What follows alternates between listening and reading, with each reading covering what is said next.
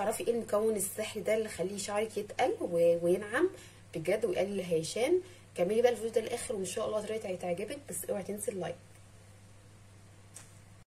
السلام عليكم ورحمه الله وبركاته. ازيكم يا احلى متابعين؟ يا رب تكونوا كلكم ان شاء الله يا رب بخير وفي احسن حال.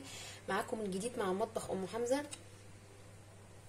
النهارده ان شاء الله هقولك على وصفه جميله جدا جدا، بس قبل ما نبدا اي حاجه لازم نصلي على سيدنا محمد. اللهم صل وسلم وبارك عليك حبيبي يا رسول الله. النهارده ان شاء الله معلش على التاخير، بس يا ريت تشجعوني في التعليقات. ان شاء الله هعمل كل يوم حاجه، بس يا ريت تدعموني وتشجعوني ان شاء الله، وحاجات كتير ان شاء الله هتنزل لكم. تمام، هظبط بس الكاميرا عشان شكلها تقع. تمام، انا كده رجعت لكم تاني زي ما انتم شايفين معايا كده. ده وصفه جميله جدا للشعر، الشعر الخفيف والشعر الهايش،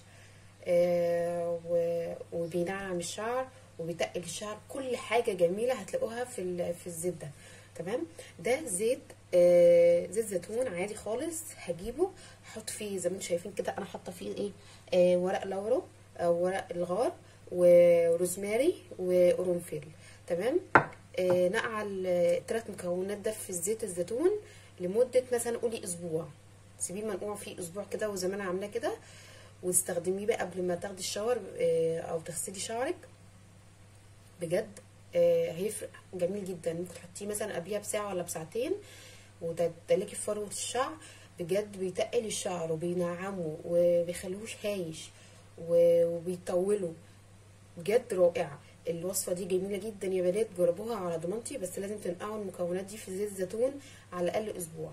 تمام، وبعدها استخدموها عادي. كل ما تيجي تغسلوا شعركم تعملوها قبليها بساعه ولا بساعتين وتدلكوا فروه الشعر، وما تحطوش كتير. يعني انتوا تدلكوا فروه الشعر بالزيت ده حاجات بس بسيطه عشان شعرك ما يبقاش دهني. تمام، ويتغسل بعديها زي ما قلت لك اسبوع، ساعتين او ساعه على حسب، بس لازم تسيبيه شويه.